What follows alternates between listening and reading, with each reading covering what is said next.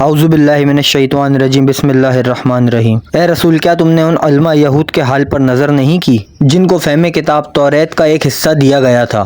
اب ان کو کتاب خدا کی طرف بلایا جاتا ہے تاکہ وہی کتاب ان کے جھگڑے کا فیصلہ کر دے۔ اس پر بھی ان میں کا ایک گروہ منہ پھیر لیتا ہے اور یہی لوگ روئے گردانی کرنے والے ہیں۔ یہ اس وجہ سے ہے کہ وہ لوگ کہتے ہیں کہ ہمیں گنتی کے چند دنوں کے سوا جہنم کی آگ ہرگز چھوئے گی بھی تو نہیں۔ جو افطرا پردازیاں یہ لوگ برابر کرتے آئے ہیں، اسی نے انہیں ان کے دین میں دھوکہ دیا ہے۔ پھر ان کی کیا گد بنے گی جب ان کو ایک دن قیامت جس کے آنے میں شبہ نہیں اکٹھا کریں گے اور ہر شخص کو اس کے کیے کا پورا بدلہ دیا جائے گا۔ ان کی کسی طرح کی حق تلفی نہیں کی جائے گی۔ اے رسول، تم تو دعا مانگو کہ اے خدا تمام عالم کے مالک، تو ہی جس کو چاہے سلطنت دے اور جس سے چاہے سلطنت چھین لے، اور تو ہی جس کو چاہے عزت دے اور تو ہی جسے چاہے ذلت دے۔ ہر طرح کی بھلائی تیرے ہی ہاتھ میں ہے، بے شک تو ہی ہر چیز پر قادر ہے۔ تو ہی رات کو بڑھا کے دن میں داخل کرتا ہے تو رات بڑھ جاتی ہے، اور تو ہی دن کو بڑھا کے رات میں داخل کرتا ہے تو دن بڑھ جاتا ہے۔ اور تو ہی بے جان انڈا نطفہ وغیرہ سے جاندار کو پیدا کرتا ہے، اور تو ہی جاندار سے بے جان نطفے وغیرہ نکالتا ہے، اور تو ہی جس کو چاہتا ہے بے حساب روزی دیتا ہے۔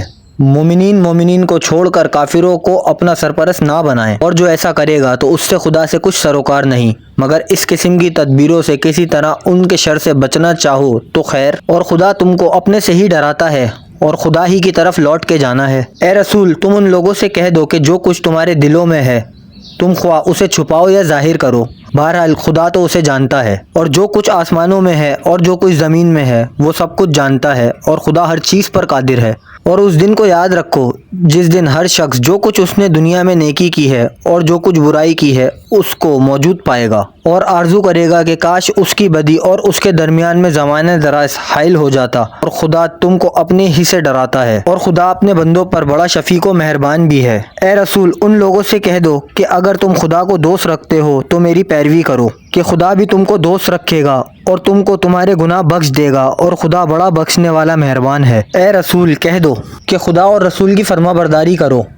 پھر اگر یہ لوگ اس سے سرتابی کریں تو سمجھ لیں کہ خدا کافروں کو ہرگز دوست نہیں رکھتا۔ بے شک خدا نے آدم اور نوح اور خاندان ابراہیم اور خاندان عمران کو سارے جہاں سے برگزیدہ کیا ہے، آس کی اولاد کو باس سے، اور خدا سب کی سنتا اور سب کچھ جانتا ہے۔ اے رسول، وہ وقت یاد کرو جب عمران کی بی بی حنا نے خدا سے عرض کی کہ اے میرے پالنے والے، میرے پیٹ میں جو بچہ ہے اس کو میں دنیا کے کام سے آزاد کر کے تیری نظر کرتی ہوں، تو میری طرف سے یہ نظر قبول فرمانا، تو بے شک بڑا سننے والا اور جاننے والا ہے۔ پھر جب وہ بیٹی جن چکی تو حیرت سے کہنے لگی، اے میرے پروردگار، اب میں کیا کروں؟